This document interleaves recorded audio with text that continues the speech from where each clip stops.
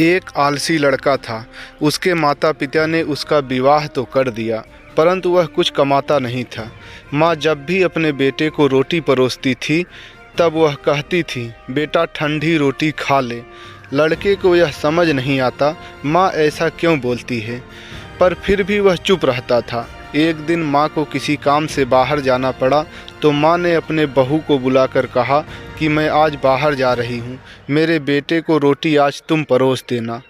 जब उस लड़के के पत्नी ने अपने पति को रोटी परोसी तो उसने भी वही कहा जो उसकी माँ कहती थी, अजी सुनते हो, ठंडी रोटी खा लो। अपने पत्नी की यह बात सुनकर लड़का चिढ़ गया और बोला कि माँ तो रोज़ यही कहती है और अब इसने भी यही कहना सीख लिया।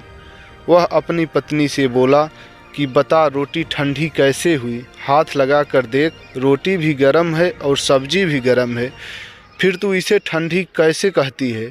पत्नी बोली, आपकी माँ ने मुझे ऐसे ही कहकर रोटी देने को कहा था, इसलिए मैंने ऐसा कहा।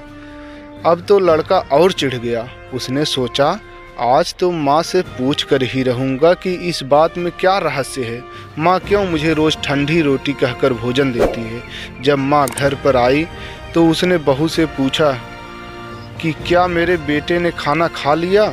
बहू बोली कि नहीं, उन्होंने आज भोजन नहीं किया, उल्टा ठंडी रोटी बोलने के कारण मुझसे नाराज़ हो गए हैं और खाना भी नहीं खाया। लड़का झल्लाते हुए बोला, माँ तू रोज़ाना कहती है ठंडी रोटी खा ले और मैं सह लेता हूँ, पर अब तो हद हो गई। आपने मेरे पत्नी को भी यही कहना सिखा दिया। रोटी तो हमेशा गर्म होती है, सब्जी भी गर्म होती है, तो फिर माँ तुम ही बताओ ठंडी कैसे हुई। तब माँ ने जो बोला वह आज के सभी युवाओं के लिए बहुत बड़ी सीख है। माँ बोली, बेटा अगर सुबह की बनी हो रोटी और शाम को खाया जाए तो वह ठंडी रोटी ही कहलाती है। ऐसे ही कल की बनी रोटी अगर आज खाई जाए तो वह भी ठंडी हो जाती है।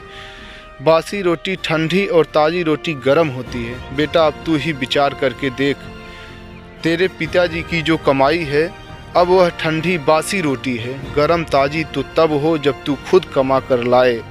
तेरे पिताजी की कितनी उम्र हो गई है, वह बूढ़े हो चुके हैं और तू जवान है। जवान होकर भी अगर तू अपने बूढ़े पिताजी का कमाया खाता है तो वह ठंडी रोटी ही तो हुई ना। माँ की बातें सुनकर लड़के की आंखों में आंसू आ गए। लड़का बोला, माँ आज से मैं हमेशा गर्म रोटी ही खाऊंगा। इस कहानी से हमें प्रेरणा मिलती है कि हमें अपने कर्तव्यों से कभी मुंह नहीं मोड़ना चाहिए। अपने माता पिता का सदैव आदर करना चाहिए। वह न जाने किन किन कठिनाइयों को सहकर हमें बड़ा करते हैं, हमें भी बुढ़ापे में उनका सहारा बनना चाहिए। जय हिंद साथियों। कहानी कैसे लगी कमेंट करके अवश्य बताइएगा। अगर अच्छी लगी हो तो लाइक करिएगा, शेयर करिएगा। ऐसी ही कहानियाँ सुनना पसंद करते हैं तो हमारे चैनल सौरभ सोशलिस्ट को सब्सक्राइब करिएगा। मिलते हैं फिर किसी नए वीडियो में। जय हिंद।